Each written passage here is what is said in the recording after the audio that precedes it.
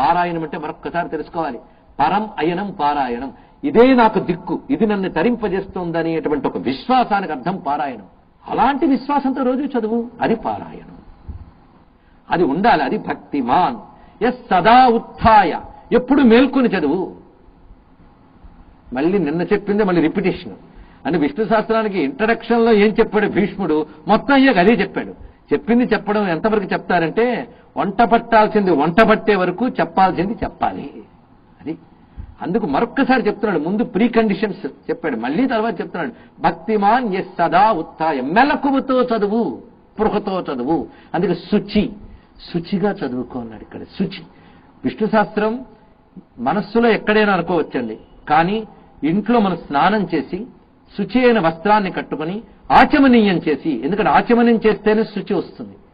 ఆచమనం దేంతో చేస్తారు? కేశవాయ నమః నారాయణ నమః అంటాం కనుక